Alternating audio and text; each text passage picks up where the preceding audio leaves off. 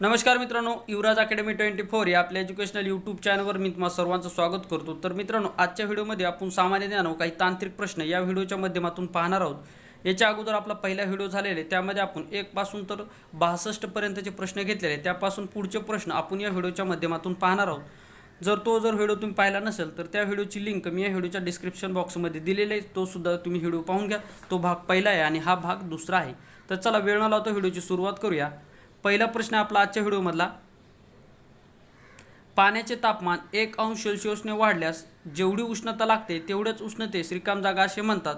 तर पाण्याचे तापमान 1 अंश सेल्सिअसने वाढल्यास जेवढी उष्णता लागते तेवढ्या उष्णतेस 1 कॅलरीज असे म्हणतात। अंगमेहनतीचे काम करणाऱ्या व्यक्तीस दिवसाकाठी साधारणतः रिकाम जागा कॅलरीज उष्णता पुरविणाऱ्या अन्नाची आवश्यकता असते, किंवा आपल्याला जे का आपण अंगमेहनतीचं काम करतो त्यासाठी आपल्याला दररोज किती आपल्याला कॅलरीज ऊर्जा मिळाली पाहिजे, तर 3600 कॅलरीज एवढी ऊर्जा आपल्याला आपल्या दररोजच्या अन्नातून मिळाली पाहिजे। आणि सर्वात जास्त कॅलरीज निर्माण करणारं जर फळ असेल तर तो म्हणजे केळी आहे। कुठलाही केळी आहे। रिकाम जागा जीवनसत्वाला सूर्यकिरण जीवनसत्व असे म्हणतात, तर ड जीवनसत्वाला सूर्यकिरण जीवनसत्व असे म्हणतात। आणि ड जीवनसत्वाच्या अभावामुळे मूळदूस हा आजार होतो। मधुमेह हा रोग रिकाम जागाच्या अभावी होतो, तर मधुमेह हा रोग इन्सुलिनच्या अभावी होतो। आणि इन्सुलिन हे आपले पॅनक्रियाज म्हणजे स्वादुपिंड ग्रंथीमधून स्रावत असतं। आणि मधुमेहाच्या अभावामुळे आपल्याला डायबिटीज म्हणजे कुठला डायबिटीज म्हणजे याचा अर्थ शुगर हा बिमारी होत असते। गिरणी सडलेल्या तांदळातून जीवनसत्वाचा ऱ्हास होतो, किंवा गिरणीमध्ये जे काय आपण तांदूळ सडतो त्यामधून कुठले जीवनसत्व नष्ट होते, तर ते ब जीवनसत्व हे ठिकाणी नष्ट होत असते। कुठलं ब जीवनसत्व, खूप वेळेस विचारलेला प्रश्न आहे। निकटदृष्टिता हा दोष दूर करायचा असल्यास भिंगाचा चष्मा वापरावा लागतो। तर निकटदृष्टिता, तुम्हाला जर निकटदृष्टिता हा दोष जर असेल तर डॉक्टर आपल्याला आंतरवक्र भिंगाचा चष्मा देतात। किंवा प्रश्न असा पण विचारला जातो की दंतक वैद्य खालीलपैकी कुठल्या भिंगाचा वापर करतात, तर ते आंतरवक्र या भिंगाचा वापर करतात। खूप वेळेस विचारलेला प्रश्न आहे। या दृष्टिदोषामध्ये दूरचे स्पष्ट दिसते परंतु जवळचे दिसत नाही, तर दूरदृष्टिता या दोषामध्ये दूरचे स्पष्ट दिसते परंतु जवळचे स्पष्ट दिसत नाही। पुढे पहा, दूरदृष्टिता हा दृष्टिदोष असल्यास रिकाम जागा भिंगाचा चष्मा वापरला जातो, तर बहिर्वक्र या भिंगाचा वापरला जातो। म्हणजे तुम्हाला दूरदृष्टिता असेल तर बहिर्वक्र आणि निकटदृष्टिता असेल तर आंतरवक्र या भिंगाचा चष्मा डॉक्टर यूज करण्यासाठी देतात। कुष्ठरोग हा रिकाम जागा या जीवाणूपासून होतो, तर कुष्ठरोग हा मायक्रोबॅक्टेरियम लेप्री या जीवाणूपासून होतो। कुष्ठरोग हा मायक्रोबॅक्टेरियम लेप्री या जीवाणूपासून होतो। कुष्ठरोगालाच हॅन्सन डिसीज असे म्हणतात, कारण की जो काय नॉर्वेचा जे काही शास्त्रज्ञ होता याने कुष्ठरोगाचा शोध लावलेला आहे आणि त्याचं नाव हॅन्सन होतं, म्हणून याला हॅन्सन डिसीज असे सुद्धा म्हणतात। आणि जो काय आपला टीबी आहे तो टीबीला मायक्रोबॅक्टेरियम ट्युबरक्लोसिस या जीवाणूमुळे टीबी हा रोग होतो। मायक्रोबॅक्टेरियम लेप्री आणि मायक्रोबॅक्टेरियम ट्युबरक्लोसिस यामध्ये फरक ठेवा। मायक्रोबॅक्टेरियम लेप्री आलं तर कुष्ठरोग आणि मायक्रोबॅक्टेरियम ट्युबरक्लोसिस जर आलं तर टीबी। हा मुद्दा तुम्हाला या ठिकाणी लक्षात ठेवायचा आहे। रिकाम जागा या रोगात पेशीची अनियंत्रित आणि अपसामान्य वाढ होते, तर कर्करोग या रोगात पेशीची अनियंत्रित व अपसामान्य वाढ होते। कर्करोग म्हणजे कॅन्सर, तर 4 फेब्रुवारी हा दिवस जागतिक कॅन्सर दिन म्हणून साजरा केला जातो। ह्यूताप हा रोग रिकाम जागा नावाच्या परजीवी आदिजीवापासून होतो, तर ह्यूताप हा प्लाझ्मोडियम व्हायव्हॉक्स या परजीवाच्या मादीपासून होत असतो। हा एक प्रकारचा डास आहे। आणि 25 एप्रिलला ह्यूताप म्हणजेच मलेरिया दिन म्हणून सुद्धा साजरा केला जातो। प्रश्न खूप वेळेस विचारलेला आहे। पटकी किंवा कॉलरा हा रोग हिब्रिओ कॉलरी नावाच्या जीवाणूपासून होतो। हे जीवाणू रिकाम जागा सारख्या आकाराचे असतात, तर पटकी किंवा कॉलरा हा पाण्यापासून होणारा आजार आहे, दूषित पाण्यापासून। पटकी किंवा कॉलरा हा रोग हिब्रिओ कॉलरी नावाच्या जीवाणूपासून होतो, तर या जीवाणूचा आकार स्वल्पविराम आकारासारखा आहे। कसा? स्वल्पविराम म्हणजे अशा स्वरूपाचा याचा आकार आहे। स्वल्पविराम आपण देतो स्वल्पविराम, त्या आकाराचा हा जीवाणू आहे। आणि तुम्हाला जर विचारलं निमोनियाचा जीवाणू कुठल्या आकाराचा आहे, तर तो अंडाकृती स्वरूपाचा निमोनियाचा जीवाणू आहे। पुढे टायफॉइडचा जीवाणू जर विचारलं तर दंडाकृती स्वरूपाचा आहे। असे प्रश्न तुम्हाला या ठिकाणी लक्षात ठेवायचे, म्हणजे एका प्रश्नाच्या दृष्टिकोनातून तुम्हाला 3 ते 4 प्रश्न त्याच्या दृष्टिकोनातून त्याला अवलंबून असे तुमच्या मनामध्ये तयार झाले पाहिजे। पुढे पहा, रिकाम जागा या परजीवाणूमुळे खरूज होते, तर सार्कोटिक्स कॉबी यापासून आपल्याला खरूज हा रोग होतो। खरूज हा त्वचेशी संबंधित असलेला आजार आहे, म्हणजे खरूज झाल्याच्या नंतर आपल्याला अंग सतत खाजवत असतं, त्याला खरूज असे म्हणतात। आणि हा कसापासून होतो, तर हा होतो परजीवाणूमुळे होतो। तर हा कुठलाही जीवाणूचं नाव का? सार्कोटिक्स कोबी या जीवाणूपासून खरुज हा रोग होत असतो आणि खरुज हा रोग पहा संसर्गजन्य आजार आहे. कुष्ठरोगावरील प्रभावी औषध कुठले? तर पहा सल्फोन हे कुष्ठरोगावरील डॅप्सोन आणि सल्फोन नावाच्या गोळ्या कुष्ठरोगावर वापरल्या जातात. कधी सल्फोन सुद्धा देतात, कधी डॅप्सोन, म्हणजे डॅप्सोन आणि सल्फोन ह्या दोन्ही सुद्धा जे काही गोळ्या आहेत ते कुष्ठरोगावर वापरल्या जातात. मायक्रोबॅक्टेरियम लेप्री या कुष्ठरोगाच्या जीवाणूचा शोध रिकाम जागा या शास्त्रज्ञाने लावला. तर डॉक्टर हॅन्सन या शास्त्रज्ञाने लावला. तो नॉर्वे देशाचा होता आणि यांनी याचा शोध 1873 मध्ये लावलेला आहे. कधी? 1873 मध्ये. रिकाम जागा यांनी रक्तभिसरणाचे महत्त्वपूर्ण शोध लावला. तर विल्यम हार्वे या शास्त्रज्ञाने रक्तभिसरणाचा शोध लावला. आणि रक्तगटाचा शोध कोणी लावला? तर कार्ल लँडस्टीनर याने रक्तगटाचा शोध लावला. मात्र रक्तभिसरणाचा शोध कोणी लावला? तर विल्यम हार्वे यांनी रक्तभिसरणाचा शोध लावलेला आहे. आता रक्तभिसरण म्हणजे काय? आपल्या शरीरामध्ये जे काही रक्त प्रवाहित होत असतं त्याला रक्तभिसरण असे म्हणतात. म्हणजे पहा आपल्या शरीरामध्ये हृदयामध्ये शुद्ध झालेलं रक्त पेशींना पुरविलं जातं व पेशींना यूज केलेलं रक्त अशुद्ध रक्त ते परत हृदयाकडे आणलं जातं, याला रक्ताभिसरण असे म्हणतात. तर याचा शोध कोण लावला? तर विल्यम हार्वे यांनी लावलेला आहे. प्लाझ्मोडियम हे हिवतापाचे परजीवाणू रिकाम जागा नावाच्या डासाच्या शरीरात असतात. तर प्लाझ्मोडियम हे हिवतापाचे जे काही परजीवाणू आहेत तर ते ॲनॉफिलिस डासाची जी काही मादी आहे त्याच्या शरीरामध्ये ते असतात. ॲनॉफिलिस डासाची मादी. वाटाण्याच्या मुळावरील गाठीत रिकाम जागा सहजीवाणू असतात. तर पहा वाटाण्याच्या मुळावरील गाठीमध्ये रायबोजियम या स्वरूपाचे ते जीवाणू असतात. वाटाणा, त्याच्यानंतर उडीद, मूग आणि जे काय आपली सोयाबीन असते त्याचे जे काही गाठी असतात ना मुळाला गाठी असतात बारीक बारीक, त्याच्यामध्ये रायबोझोम्स असतात. काय? रायझोबियम असतात. त्यामध्ये काय असतात? रायझोबियम असतात. तर हे काय करतात? हवेमध्ये जे काय नायट्रोजन आहे तो नायट्रोजन शोषून घेतात आणि वनस्पतीच्या वाढीसाठी त्याचा उपयोग होत असतो. नायट्रोजनचा उपयोग वनस्पतीच्या वाढीसाठी होत असतो. प्रश्न विचारला जाईल की हवेमधील कुठला घटक वनस्पतीच्या वाढीसाठी महत्त्वाचा असतो? पहिलं ऑप्शन ऑक्सिजन देतात, तर आपण चुकून ऑक्सिजन मारू शकतो. तर एक गोष्ट लक्षात ठेवा, आपल्या हवेमध्ये जो काय नायट्रोजन आहे वनस्पतीच्या वाढीसाठी महत्त्वाचा असतो. पोलिओ हा रोग रिकाम जागापासून होतो. तर पोलिओ हा रोग विषाणूपासून होतो आणि तो 5 वर्षाखालील बालकाला होतो. आणि पोलिओचा विषाणू आपल्या कशावर हल्ला करतो? तर मज्जासंस्थेवर तो हल्ला करत असतो. रिकाम जागा हे वेदनाशामक असून ते अफूच्या बोंडापासून मिळविले जाते. तर मॉर्फिन हे वेदनाशामक असून ते अफूच्या बोंडापासून मिळविले जाते. झोपेच्या तक्रारीवर रिकाम जागा औषधाचा उपयोग करतात. तर मॉर्फिनचा उपयोग झोपेच्या तक्रारीवर करतात. सर्व प्रश्न अत्यंत महत्त्वाचे असलेले प्रश्न आहेत. मानवाला रिकाम जागा शास्त्रीय नावाने ओळखले जाते. तर मानवाला होमोसॅपियन या शास्त्रीय नावाने ओळखले जाते. TAT 2013ला विचारलेला प्रश्न आहे. रिकाम जागाच्या अभावी बेरीबेरी हा रोग होतो. तर ब जीवनसत्वाच्या अभावी बेरीबेरी हा रोग होत असतो. आणि ब जीवनसत्वाचे एकूण 8 प्रकार पडतात. पुढे पहा, रिकाम जागा रोगावरील प्रतिबंधक उपाय म्हणून BCG लस दिली जाते. तर क्षय म्हणजे TB या रोगावर प्रतिबंधात्मक उपाय म्हणून BCG लस दिली जाते. आणि ही जन्माला बाळकाला लगेच दिली जाणारी लस आहे.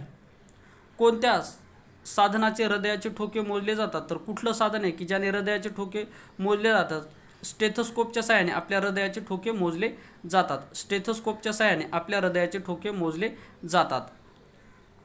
आणि एका मिनिटामध्ये आपल्या हृदयाचे एकूण 72 ठोके पडतात निरोगी व्यक्तीचे. रक्तदाबाच्या विकारावर रिकाम जागा ही वनस्पती उपयुक्त ठरली आहे. खूप वेळेस विचारलेला प्रश्न आहे. तर रक्तदाबाच्या विकारावर तुळस ही वनस्पती उपयुक्त ठरलेली आहे. डायलिसिस उपचार कोणत्या आजारात वापरतात? तर डायलिसिस हा आजार मूत्रपिंड विकार या आजारामध्ये वापरला जातो. पृथ्वी सूर्याभोवती फिरते हे सर्वप्रथम कोणी शोधून काढले? तलाठी भरतीला विचारलेला प्रश्न आहे की पृथ्वी सूर्याभोवती फिरते हे सर्वप्रथम कोणी शोधले, अशा स्वरूपाचा प्रश्न होता.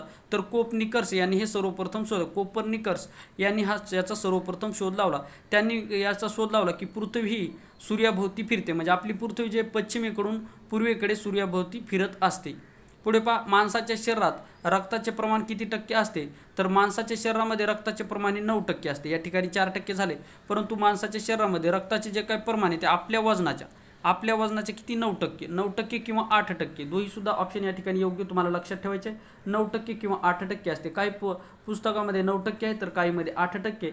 मात्र प्रश्न जर विचारला आणि हे दोन्ही जर ऑप्शन असतील तर त्या ठिकाणी तुम्हाला 9 ऑप्शन या ठिकाणी चूज करायचं आहे. आणि किंवा या दोन्हीपैकी एक असेल तर मग तर काही प्रॉब्लेम नाही, परंतु दोन्ही जर ऑप्शन असतील तर तुम्हाला या ठिकाणी 9 हे ऑप्शन या ठिकाणी निवडायचं आहे. पुढे पहा,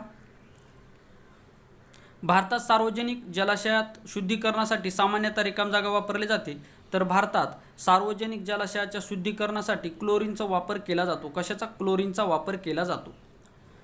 रिकाम जागा या द्रव्यामुळे झाडाची पाने हिरवी दिसतात तर क्लोरोफिल या द्रव्यामुळे झाडाची जी काय पाने ती हिरवी दिसतात. झाडाची पाने हिरवी कशामुळे दिसतात तर क्लोरोफिलमुळे आपल्या झाडाची पाने जे आहेत काय हिरवी दिसतात. जे काय आपल्या अवतीभोवती जे काही झाडे आहेत ते हिरवे का दिसतात तर क्लोरोफिल या द्रव्यामुळे ते हिरवे दिसतात. प्लेग हा रोगाचा प्रादुर्भाव कोणामार्फत होतो तर प्लेग जो काय रोग आहे पहा 1898 मध्ये पुणे शहरामध्ये पसरला होता आणि त्याच वेळेस पहा सावित्रीबाई फुले यांचा या ठिकाणी प्लेग या आजाराने निधन झालेलं आहे. तर उंदीर आणि पिसवा म्हणजे उंदीर जे आहे उंदराच्या अंगावर जे काय पिसवा असतात त्यामुळे आपल्याला प्लेग हा रोग होतो आणि प्लेग हा आजार एकदा झाल्याच्या नंतर परत कधीही न होणारा आजार आहे. कोणता अन्नपदार्थास पूर्ण अन्न असे म्हणतात तर दूध या अन्नपदार्थाला पूर्ण अन्न असे म्हणतात. कधी कधी प्रश्न विचारला जाईल की दुधामध्ये खालीलपैकी कुठल्या याचा अभाव असतो तर दुधामध्ये लोहाचा अभाव असतो. कशाचा? दुधामध्ये लोहाचा अभाव असतो. यावर सुद्धा प्रश्न विचारला जातो की दुधाला पूर्ण अन्न असे म्हणतात परंतु दुधामध्ये खालीलपैकी कशाचा अभाव असतो तर दुधामध्ये लोहाचा अभाव असतो. कोणत्या रोगाचे आता जगातून निर्मूलन झालेले आहे तर देवी या रोगाचे जगातून निर्मूलन झालेले आहे आणि देवी या रोगाची लस कोणी शोधली तर एडवर्ड जन्नर या शास्त्रज्ञाने शोधलेली आहे. कुत्रा चावल्यामुळे होणाऱ्या रोगास काय म्हणतात तर कुत्रा चावल्यामुळे होणाऱ्या रोगास हायड्रोफोबिया असे म्हणतात. त्यालाच रेबीज असे सुद्धा म्हणतात. तर भारतामध्ये रेबीज मुक्त होणारं पहिलं राज्य कुठलं आहे तर गोवा राज्य हे रेबीजपासून मुक्त होणारं पहिलं राज्य आहे आणि कोरोनापासून सुद्धा मुक्त होणारं भारतातलं पहिलं राज्य कुठलं असेल तर ते गोवा राज्य आहे. आणि केंद्रशासित प्रदेश जर विचारला कोरोनापासून मुक्त होणारा पहिला केंद्रशासित प्रदेश कुठला तर तो अंदमान निकोबार आहे. मानवाच्या हृदयाची दर मिनिटाला होणारी सरासरी स्पंदने किती तर ते 72 आहेत. रडार या यंत्रात कोणत्या लहरीचा वापर केला जातो तर रडार या यंत्रामध्ये रेडिओ लहरीचा वापर केला जातो. रात्री झाडाखाली झोपू नये याचं कारण काय आहे तर रात्री झाड हे कार्बन डायऑक्साईड हे काय आपल्या बाहेर सोडतात. म्हणजे पहा दिवसा झाडे काय करतात कार्बन डायऑक्साईड शोषून घेतात आणि ऑक्सिजन बाहेर सोडतात परंतु रात्रीच्या वेळी जे काही झाड असतं ते काय करतं तर रात्रीच्या वेळी जे काही झाड असतं ते कार्बन डायऑक्साईड बाहेर सोडतं आणि ऑक्सिजन शोषून घेतं. त्यामुळे रात्रीच्या वेळी झाडाखाली झोपू नये. मात्र पिंपळ आणि तुळस हे वनस्पती हमेशा म्हणजे आपल्याला ऑक्सिजन देतात. रात्र असो दिवस असो किंवा कधीसुद्धा तुळस आणि पिंपळ हे वनस्पती आपल्याला रात्र जरी असली तरी पण आपल्याला ऑक्सिजनचा पुरवठा करतात. गव्हामध्ये रिकाम जागा हे प्रथिन असते तर गव्हामध्ये ग्लुटीन नावाचे प्रथिन असते. यावर अशा स्वरूपाचा प्रश्न बऱ्याच वेळेस विचारलेला आहे की गव्हाची पोळी फुगते का तर त्याच्याच कारण काय गव्हाची पोळी फुगण्याचं कारण काय तर गव्हामध्ये ग्लुटीन नावाचा घटक असतो तर या घटकामुळे गव्हाची जी काय पोळी आहे ती फुगत असते.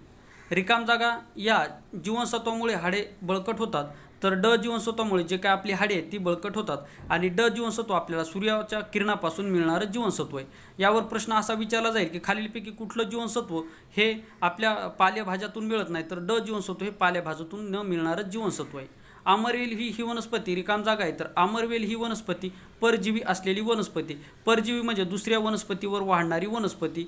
तर पहा यावर खूप वेळेस विचारलेला प्रश्न असा आहे की आमरवेल ही वनस्पती खालीलपैकी कुठल्या झाडावर वाढते तर आमरवेल ही वनस्पती आंबा या झाडावर वाढते. पहा या जमिनीत वाढत नाही तर आंबाचं खोड असेल कुठलं जर खोड असेल तर त्या खोडावरती डायरेक्ट निर्माण होत असते. हा मुद्दा तुम्हाला लक्षात ठेवायचा आहे. पुढे पहा किंवा असा पण प्रश्न विचारला जाईल की खालीलपैकी कुठली वनस्पती आहे की ज्या वनस्पतीला म्हणजे जमिनीमध्ये उगवत नाही. अशी कुठली वनस्पती आहे की जी जमिनीमध्ये उगवत नाही तर ती आमरवेल ही वनस्पती जमिनीमध्ये उगवत नाही तर ती झाडाच्या खोडावरती उगवत असते. पुढे पहा रिकाम जागा या वायूचे हवेतील प्रमाण सर्वात कमी असते आणि तुम्हाला आता या ठिकाणी एक प्रश्न कमेंट बॉक्समध्ये सांगायचा असं कुठलं झाड आहे की ज्या झाडाला खोड नाहीत. असं कुठलं झाड आहे की ज्या झाडाला खोड नाही म्हणजे लाकूड त्याचं निर्माण होत नाही असं झाड तुम्हाला या ठिकाणी सांगायचं आहे. रिकाम जागा या वायूच्या हवेतील प्रमाण सर्वाधिक असते तर नायट्रोजन या वायूचे प्रमाण हवेमध्ये सर्वाधिक असते ते असते 78%. ऑक्सिजनचं प्रमाण असते 21% तर कार्बन डायऑक्साईडचं प्रमाण असते 0.03%. बांबू म्हणजे एक प्रकारचे होय तर बांबू म्हणजे एक प्रकारचे गवत होय म्हणजे आपला जो काही वेळू आहे आपल्या ग्रामीण भागामध्ये त्याला वेळू म्हणतात. पहा ग्रामीण भागामध्ये त्याला वेळू म्हणतात. तुम्ही वेळूच्या काठ्या पाहिल्या असत्याल तर ते काय एक गवत एक प्रकारचं ते काय गवत आहे ते झाड नसून ते एक प्रकारचं गवत आहे. तलाठी भरतीला विचारलेला प्रश्न आहे. रिकाम जागा यास भारताच्या अणुविज्ञानाचे जनक असे म्हणतात. फेर या MP प्रश्न आहे तर रिकाम जागा यास भारताच्या अणुविज्ञानाचे जनक असे म्हणतात तर डॉक्टर होमी भाभा याला भारताच्या अणुविज्ञानाचे जनक असे म्हणतात. डॉक्टर होमी भाभा यांना भारताच्या अणुविज्ञानाचे जनक असे म्हणतात.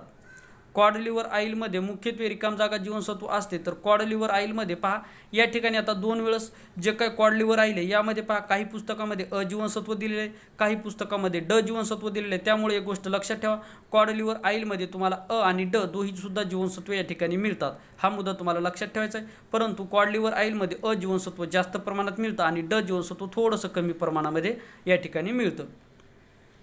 गायीसारख्या शाकाहारी प्राण्याचे आतडे रिकाम जागा असतात. तर गायीसारख्या शाकाहारी प्राण्याचे जे काय आतडे ते लांब असतात. गायीसारख्या शाकाहारी प्राण्याचे आतडे हे काय असतात, लांब असतात. रिकाम जागाच्या संयोगाने पाणी तयार होते. तर हायड्रोजन व ऑक्सिजन यांच्या संयोगाने पाणी तयार होते. हायड्रोजन आणि ऑक्सिजन यांच्या संयोगाने पाणी तयार होते आणि पाण्याला वैश्विक द्रावण असे सुद्धा म्हणतात. रिकाम जागाच्या घटकामुळे दुधाला रंग पांढरा येतो.